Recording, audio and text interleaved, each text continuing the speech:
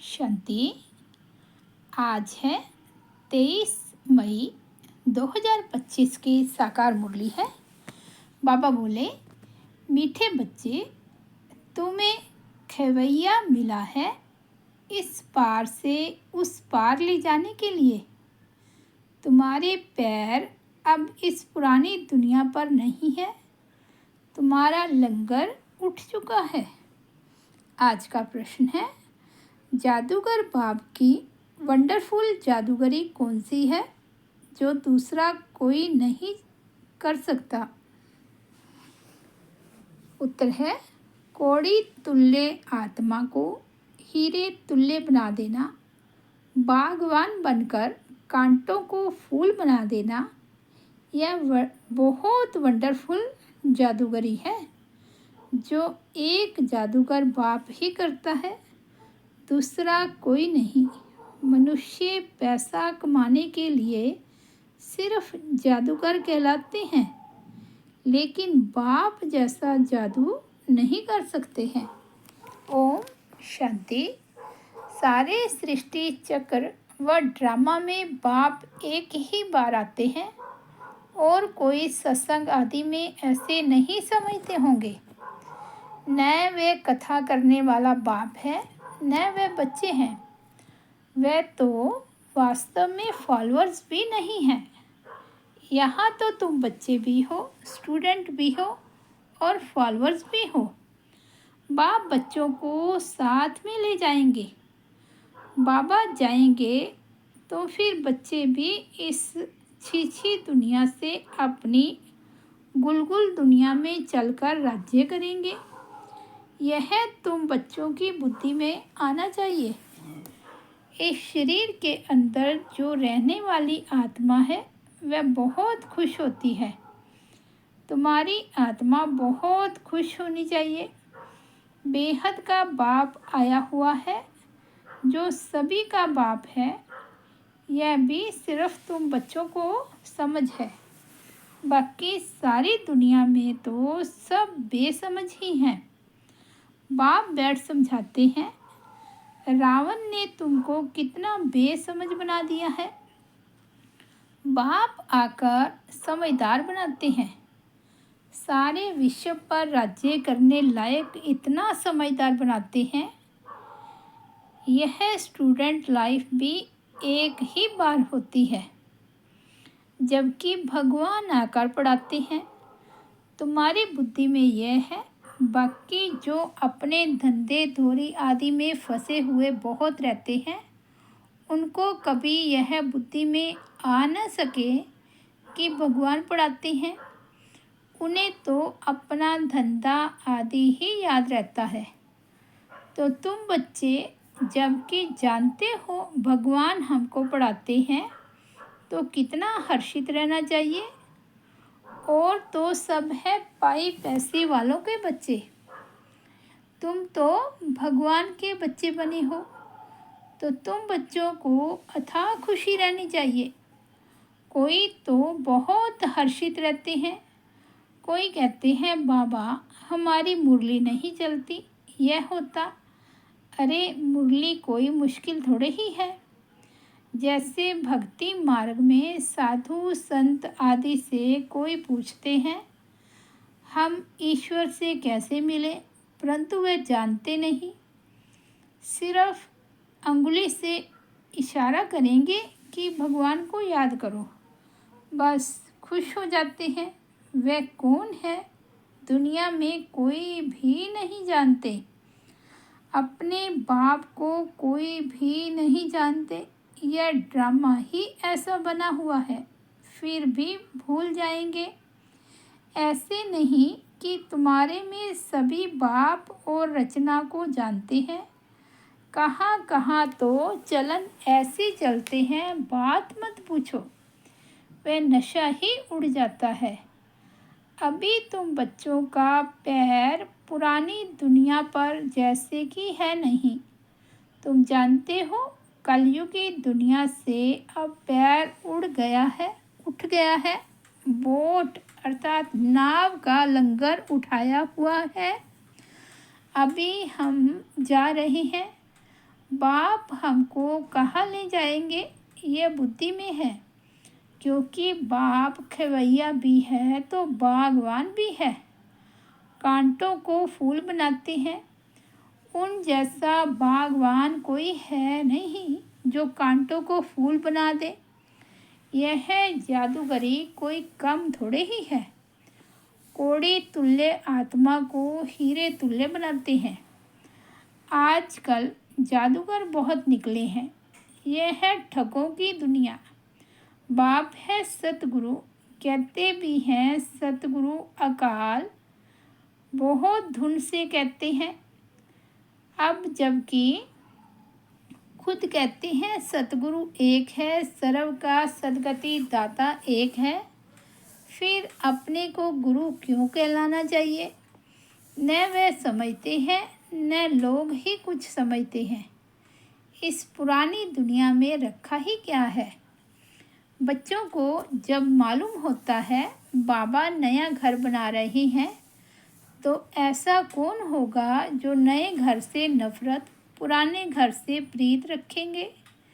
बुद्धि में नया घर ही याद रहता है। तुम बेहद बाप के बच्चे बने हो तो तुम्हें स्मृति रहनी चाहिए कि बाप हमारे लिए न्यू वर्ल्ड बना रहे हैं। हम उस न्यू वर्ल्ड में जाते हैं।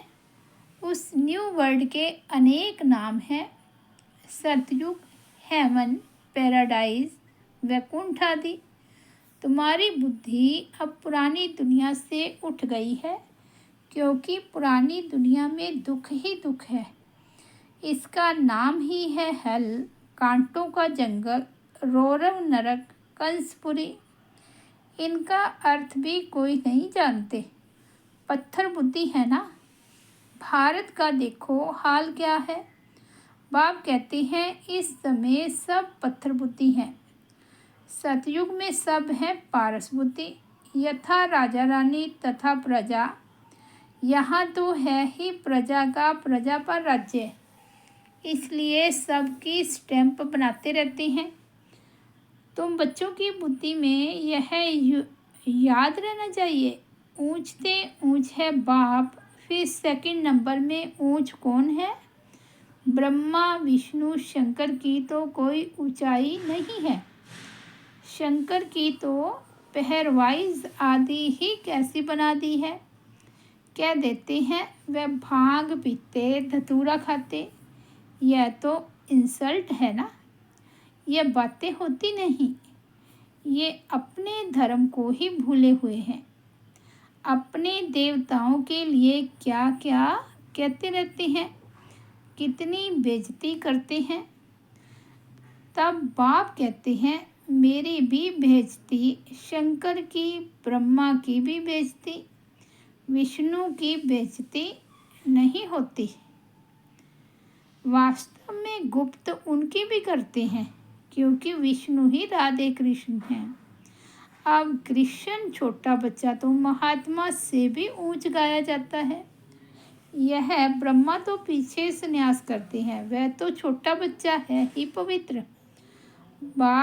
पाप आदि को जानते नहीं तो ऊंचते ऊंच है शिव बाबा।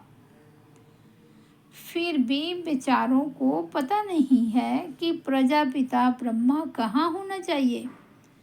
प्रजापिता ब्रह्मा को दिखाते भी शरीरधारी हैं। अजमेर में उनका मंदिर है। दाढ़ी मूछ देते हैं ब्रह्मा को, शंकर व विष्णु को नहीं देते। तो यह समझ की बात है, प्रजापिता ब्रह्मा सूक्ष्म वतन में कैसे होगा? वह तो यहाँ होना चाहिए। इस समय ब्रह्मा की कितनी संतान है? लिखा हुआ है प्रजापिता ब्रह्मा कुमार कुमारियाँ इतने ढेर हैं, तो जरूर प्रजापिता ब्रह्मा होगा। चैतन्य है तो जरूर कुछ करते होंगे। क्या प्रजापिता ब्रह्मा सिर्फ बच्चे ही पैदा करते हैं या और भी कुछ करते हैं? फल आदि देव ब्रह्मा आदि देवी सरस्वती कहते हैं, परंतु उनका पाठ क्या है ये किसको भी पता नहीं है। रचता है तो जरूर यहाँ होकर गया होगा। जरूर ब्राह्मणों को शिव बाबा ने अडॉप्ट किया होगा, नहीं तो ब्रह्मा कहाँ से आए। यह नई बातें हैं ना। जब तक बाप नहीं आया है तब तक कोई जान नहीं सकते। जिसका जो पार्ट है वही बजाते हैं। बुद्ध ने क्या पार्ट बजाया, कब आया, क्या आकर किया, कोई नहीं जानते। तुम अभी जानते हो। क्या वह गुरु है, टीचर है, बाप है? नहीं, सदगति तो दे ना सके। वह तो सिर्फ अपने धर्म के रचता ठहरे, गुरु नहीं। बाप बच्चों को रचते हैं, फिर पढ़ाते हैं। बाप, टीचर, गुरु तीनों ही हैं। दूसरे कोई को थोड़े ही कहेंगे कि तुम पढ़ाओ। और कोई के पास यह नॉलेज है ही नहीं। बेहद का बाप ही ज्ञान का सागर है तो जरूर ज्ञान सुनाएंगे। बाप ने ही स्वर्ग का राज्य भाग्य दिया था, अभी फिर से दे रहे हैं। बाप कहते हैं तुम फिर से 5000 वर्ष बाद आकर मिले हो। बच्चों को अंदर में खुशी है। जिसको सारी दुनिया ढूंढ रही है वह हमें मिल गया। बाबा कहते हैं बच्चे, तुम 5000 वर्ष के बाद फिर से आकर मिले हो। बच्चे कहते हैं हाँ बाबा, हम आपको अनेक बार मिले हैं। भल कितना भी कोई ही तुमको मारे पीटे, अंदर में तो वह खुशी है ना। शिव बाबा के मिलने की याद तो है ना। याद से ही कितने पाप कटते हैं। अबलाओं बंधेलियों के तो और ही जास्ती कटते हैं, क्योंकि वह जास्ती शिव बाबा को याद करती है। अत्याचार होते हैं तो बुद्धि शिव बाबा की तरफ चली जाती है। शिव बाबा रक्षा करो तो याद करना अच्छा है ना। भले रोज मार खाओ, शिव बाबा को याद करेगी, यह तो भलाई है ना। ऐसे मार पर तो बलिहार जाना चाहिए। मार पड़ती है तो याद करते हैं। कहते हैं गंगा जल मुख में हो, गंगा का तट हो, तब प्राण तन से निकले। तुमको जब मार मिलती है, बुद्धि में अलफ और बे याद हो, बस बाबा कहने से वर्षा जरूर याद आएगा। ऐसा कोई भी नहीं होगा जिसको बाबा कहने से वर्षा याद न पड़े। बाप के साथ मिल्कियत जरूर याद आएगी। तुमको भी शिव बाबा के साथ वर्षा जरूर याद आएगा। वह तो तुमको विष के लिए अर्थात विकार के लिए मार देकर शिव बाबा की याद दिलाते हैं। तुम बाप से वर्षा पाते हो, पाप कट जाते हैं। यह भी ड्रामा में तुम्हारे लिए गुप्त कल्याण है। जैसे कहा जाता है लड़ाई कल्याणकारी है, तो यह मार भी अच्छी हुई ना। आजकल बच्चों का प्रदर्शनी मेलों की सर्विस पर जोर है। नवनिर्माण प्रदर्शनी के साथ साथ लिख दो गेट वे टू हेवन, दोनों अक्षर होने चाहिए। नई दुनिया कैसे स्थापन होती है, उनका एग्जीबिशन है तो मनुष्यों को सुनकर खुशी होगी। नई दुनिया कैसे स्थापन होती है, उनके लिए यह चित्र बनाए हैं। आकर देखो gateway to new world, ये अक्षर भी ठीक है। यह जो लड़ाई है, इनके द्वारा गेट्स खुलते हैं। गीता में भी है भगवान आया हुआ है, आकर राजयोग सिखाया था, मनुष्य से देवता बनाया, तो जरूर नई दुनिया स्थापन हुई होगी। मनुष्य कितना कोशिश करते हैं मून में जाने की, देखते हैं धरती ही धरती है। मनुष्य कुछ भी देखने में नहीं आता। इतना सुनाते हैं, इससे फ़ायदा ही क्या। अभी तुम रियल साइलेंस में जाते हो ना, अशरीरी बनते हो। वो तो साइलेंस वर्ड वो है साइलेंस वर्ड। तुम मौत चाहते हो, शरीर छोड़ जाना चाहते हो, बाप को भी मौत के लिए बुलाते हो कि आकर अपने साथ मुक्ति, जीवन मुक्ति में ले जाओ, परंतु समझते थोड़े ही हैं। पतित पावन आएंगे तो जैसे हम कालों के काल को बुलाते हैं, अभी तुम समझते हो बाबा आया हुआ है, कहते हैं चलो घर, और हम घर जाते हैं।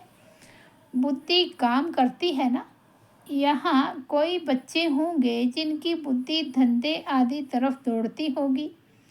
फलाना बीमार है, क्या हुआ होगा, अनेक प्रकार के संकल्प आ जाते हैं। बाप कहते हैं तुम यहाँ बैठे हो, आत्मा की बुद्धि बाप और वर्षे तरफ रहे। आत्मा ही याद करती है ना। समझो कोई का बच्चा लंदन में है, समाचार आया बीमार है, बस बुद्धि चली जाएगी, फिर ज्ञान बुद्धि में बैठ ना सके। यहाँ बैठे हुए बुद्धि में उनकी याद आती रहेगी। कोई का पति बीमार हो गया तो स्त्री के अंदर उथल पाथल होगी, बुद्धि जाती तो है ना। तो तुम भी यहाँ बैठे सब कुछ करते शिव बाबा को याद करते रहो, तो भी ओहो सौभाग्य। जैसे वह पति को अथवा गुरु को याद करते हैं, तुम बाप को याद करो। तुम्हें अपना 1 मिनट भी वेस्ट नहीं करना चाहिए। बाप को जितना याद करेंगे तो सर्विस करने में भी बाप ही याद आएगा। बाबा ने कहा है मेरे भक्तों को समझाओ। ये किसने कहा? शिव बाबा ने। श्री कृष्ण के भक्तों को क्या समझाएंगे? उनको कहो श्री कृष्ण नई दुनिया स्थापन कर रही है, मानेंगे? क्रिएटर तो गॉड फादर है, श्री कृष्ण थोड़े ही है। परम पिता परमात्मा ही पुरानी दुनिया को नई बना रही हैं, यह मानेंगे भी।